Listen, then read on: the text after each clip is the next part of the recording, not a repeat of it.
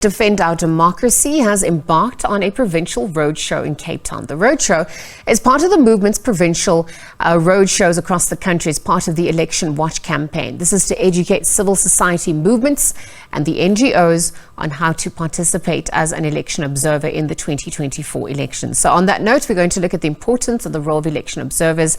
And for that, we're going to be joined via video link by Nkanyiso Simelane, researcher at African Center for the Constructive Resolution of Disputes. Nkanyiso, good afternoon, and thanks for your time with the SABC at this hour. Good afternoon to you and to your viewers, and thank you so much for allowing me to join you. Nkanyiso, let's look at the importance of voter and civic education and why voters need to be educated, the role of election observers then as well. Yes, I think generally speaking, education is a very important aspect of any form of life, because even the African Union's theme for this year is around education. And so it's very important to be educated about every single thing. But more importantly, with regards to such a thing as elections, which is the most important tool in the hands of civil society and general people to really engage in the democratic process. I think also specifically this year for our country, we have a lot of changes in our electoral laws, particularly with regards to the introduction of independent candidates. And so voter education is so important in this time. And it also increases the ownership of elections and the democratic process amongst civil society movements. Well, speaking of increase, representation also becomes important, inclusivity and gender sensitivity. Talk to us about the strides taken on that front.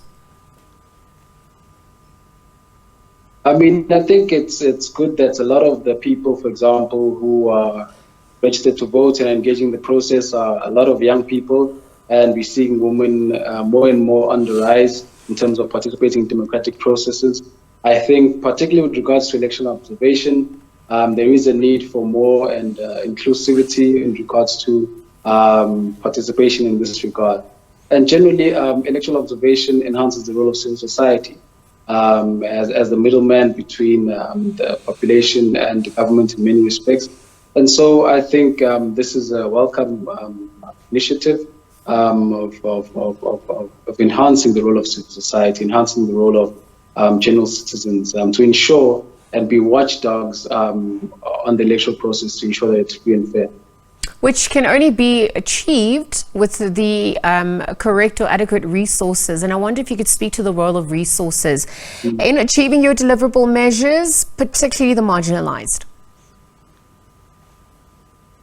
Oh yes, definitely. I think it's an area which needs to be adequately funded.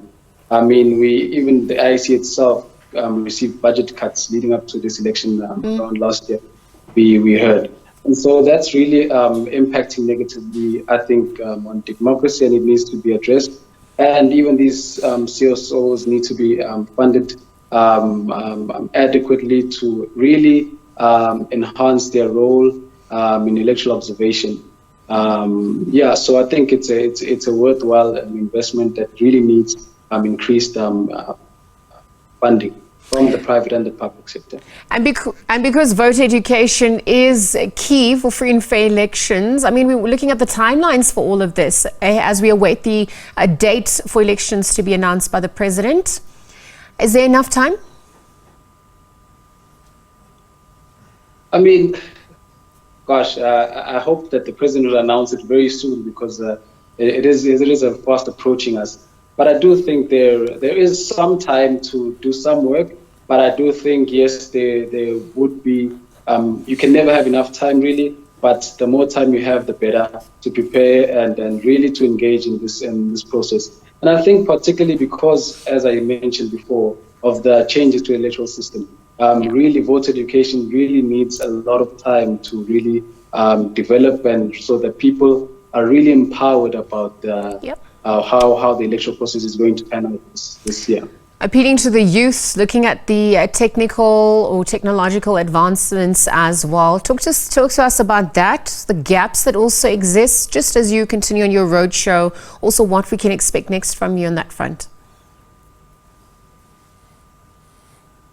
Well, just to clarify, Accord is not really sort of like involved in the actual roadshow, but I do believe that there's the role of technology is very important.